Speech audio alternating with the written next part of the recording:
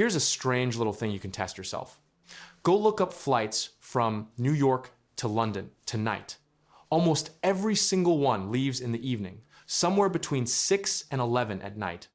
Not the morning, not the afternoon, night, over and over again. And this isn't a coincidence, and it isn't even because passengers asked for it. There's a hidden system running the whole sky, made of a few forces that all lean on each other like a stack of dominoes. Pull one out, and the whole thing falls apart. So let's pull it apart piece by piece and see why the world's biggest flights almost always happen while you sleep. Let's start with the most basic force of all, the Earth itself. Our planet spins from west to east, really fast. So when you fly east, you're kind of racing toward tomorrow. The clock jumps forward on you. A flight from New York to London only takes about 7 hours in the air. But because you cross 5 time zones going east, the clock says 12 hours passed. You leave at 10 at night and land at 10 in the morning, even though you were only flying for 7 hours.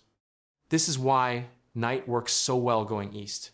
You board tired, you try to sleep, and you wake up as the plane drops down into a new morning.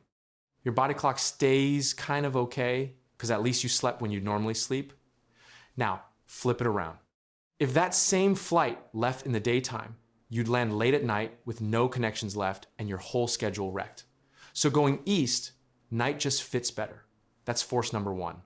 But here's the thing. Time zones alone don't explain why airlines are so weirdly exact about it. If it were only about comfort, you'd see planes leaving at all sorts of times. Some at 5 in the evening, some at 2 in the morning, but they don't. Almost every airline flying across the Atlantic leaves in that same tight little window. British Airways, Delta, United, Virgin, all of them. Why so exact? Because of something worth a fortune. A landing slot? Here's what most people don't know. At the busiest airports, you can't just show up and land whenever you want. You need a slot, which is simply the right to land at one specific time. And these slots are so valuable that airlines have paid tens of millions of dollars for a single good one. Why would landing at 6 in the morning be worth way more than landing at 7:30? Because of what happens next. The big airports run in waves. Early each morning, hundreds of huge planes land within a couple of hours, all around the same time on purpose. Everybody pours off those planes and rushes to catch their next flight, to Paris, to Rome, to smaller cities all over. That morning wave is pure gold because it lets one airline hand its passengers to the next flight smoothly.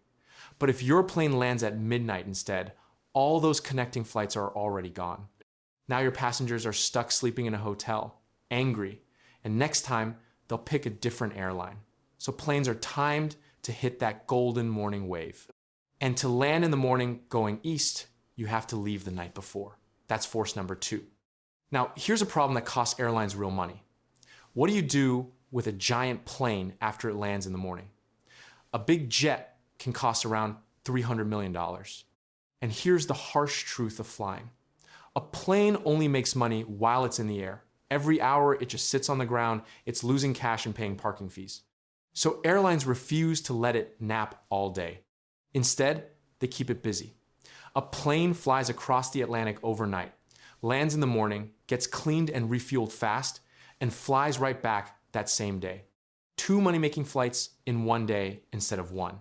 Squeeze more flying hours out of every plane, and suddenly a route that barely made money starts to work. Night flying is a huge part of that trick. And it lines up nicely with the crew too.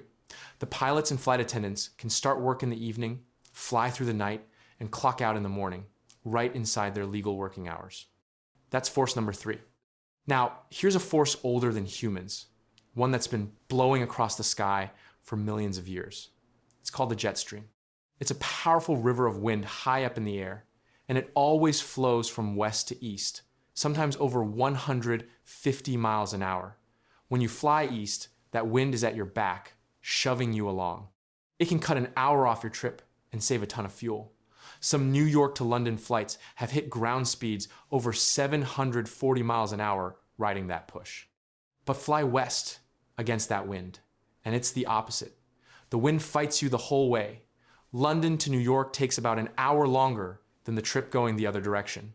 So, airlines made a smart choice. Fly east at night, when the tailwind is strongest and the trip is shortest. Fly west in the daytime, where the extra hour doesn't mess up your arrival. Night east, day west. That combo is just cleaner. That's force number 4. And here's the final piece, and it's one airlines can't ignore. Even if everything else lines up, airport curfews can shut the whole plan down. That's why you rarely see planes taking off or landing at major airports in the middle of the night. Airports like London's Heathrow, Frankfurt, and Sydney have strict quiet hours to reduce noise for nearby residents. These curfews don't stop overnight flights. They shape them.